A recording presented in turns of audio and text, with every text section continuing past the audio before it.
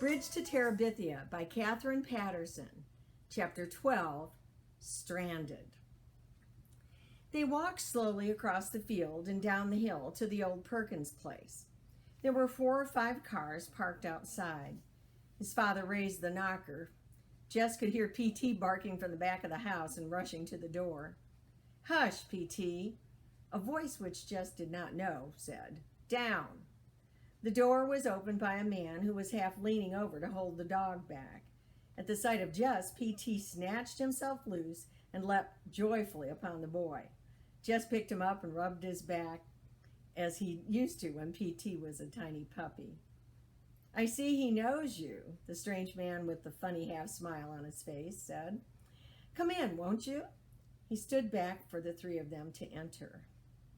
They went into the golden room, and it was just the same, except more beautiful because the sun was pouring through the south windows. 4 or 5 people Jess had never seen before were sitting about, whispering some, but mostly not talking at all. There was no place to sit down, but the strange man was bringing chairs from the dining room.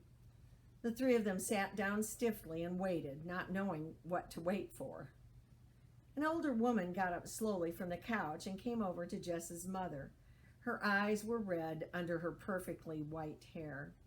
"I'm Leslie's grandmother," she said, putting out her hand. Her mother took it awkwardly. "Ms. Aarons," she said in a low voice, "from up the hill."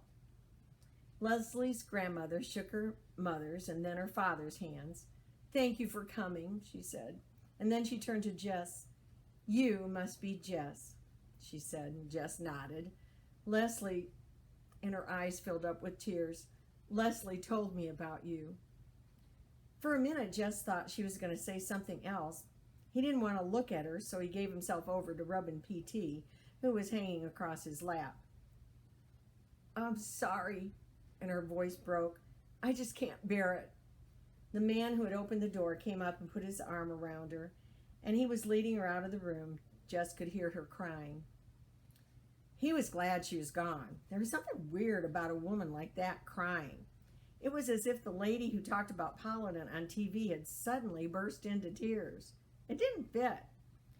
He looked around the room full of red-eyed adults. "Look at me," he wanted to say. "I'm not crying."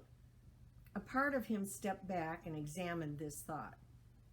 He was the only person his age he knew whose best friend had died. It made him important. The kids at school Monday would probably whisper about him and treat him with respect, the way they'd all treated Billy Joe Weems last year after his father had been killed in a car crash. He wouldn't have to talk to anybody if he didn't want to, and all the teachers would be especially nice to him. Mama would even make the girls be nice to him. He had a sudden desire to see Leslie laid out. He wondered if she were back in the library or at Millsburg or one of the funeral parlors. Would they bury her in blue jeans or maybe that blue jumper and the flowery blouse she wore at Easter? That would be nice. People might snicker at the blue jeans, and he didn't want anyone to snicker at Leslie when she was dead. Bill came into the room, and P.T. slid off of Jess's lap and went to him. The man leaned down and rubbed the dog's back. Jess stood up. "Jess." Bill came over to him and put his arms around him as though he had been Leslie instead of himself. Bill held him close, so close that a button on his sweater was pressing painfully into Jess's forehead. But as uncomfortable as he was, Jess didn't move. He could feel Bill's body shaking, and he was afraid that if he looked up, he would see Bill crying too. He didn't want to see Bill crying. He wanted to get out of that house. It was smothering him. Why wasn't Leslie here to help him out of this? Why didn't she come running in and make everybody laugh again? You think it's so great to die and make everyone cry and carry on? Well, it ain't. She loved you, you know. He could tell from Bill's voice that he was crying. She told me once that if it weren't for you, his voice broke completely. "Thank you," he said a moment later. "Thank you for being such a wonderful friend to her." Bill didn't sound like himself. He sounded like someone in an old mushy movie, the kind of person Leslie and Jess would laugh at and imitate later. "Boo-hoo, you were such a wonderful friend to her." He couldn't help moving back, just enough to get his forehead off that stupid button. To his relief, Bill let go, and he heard his father ask Bill quietly over his head about the service.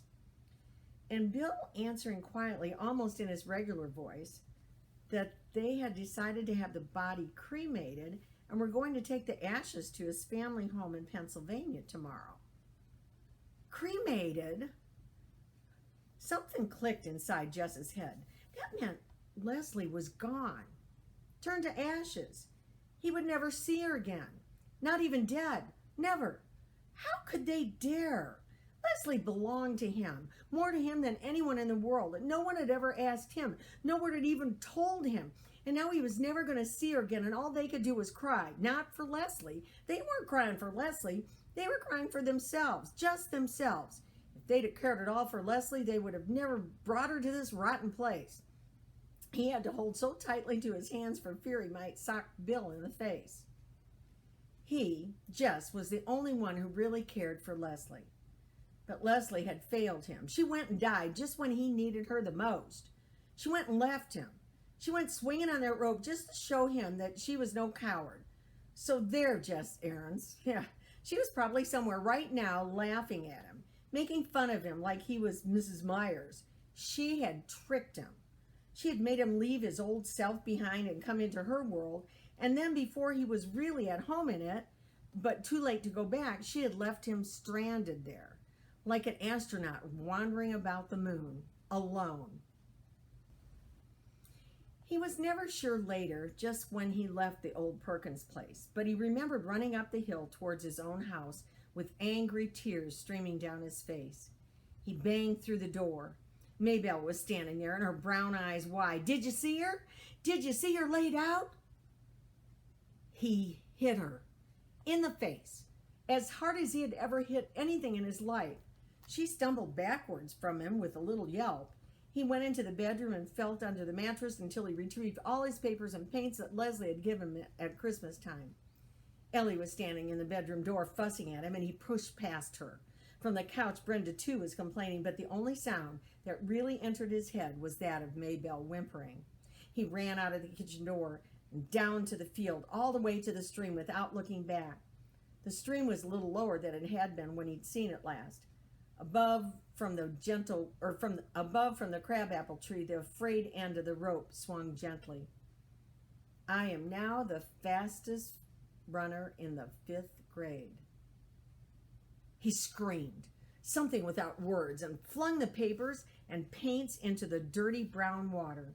The paints floated on top, riding the current like a boat, but the papers swirled about, soaking in the muddy water, being sucked down and down and down.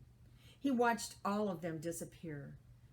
Gradually, his breath quieted and his heart slowed from its wild pace. The ground was still muddy from the rains, but he sat down anyway. There was nowhere to go. Nowhere, ever again. He put his head down on his knee. "That was a fool thing to do." His father sat down on the dirt beside him. "I don't care. I don't care." He was crying now, crying so hard he could hardly breathe. His father pulled Jess over on his lap as though he's Joyce Ann. There, he said, patting his head. "Shh, shh." "I hate her," Jess said through his sobs. "I hate her. I wish I'd never seen her in my whole life." His father stroked his hair without speaking, and Jess grew quiet. They both watched the water. Finally, his father said, "It's like hell, ain't it?" It was the kind of thing Jess could hear his father saying to another man. He found it strangely comforting, and it made him bold. "Do you believe people go to hell? I mean, really go to hell, I mean. You ain't worrying about Leslie Burks." Well, it did seem peculiar, but he said, "Well, Maybelle said..." Maybelle ain't God." "Yeah, but how do you know what God does?" "Oh, Lord, boy, don't be a fool. God ain't going to send any little girls to hell." He had never in his life thought of Leslie Burke as a little girl, but still God was sure to. She wouldn't have been 11 until November. They got up and began to walk up the hill.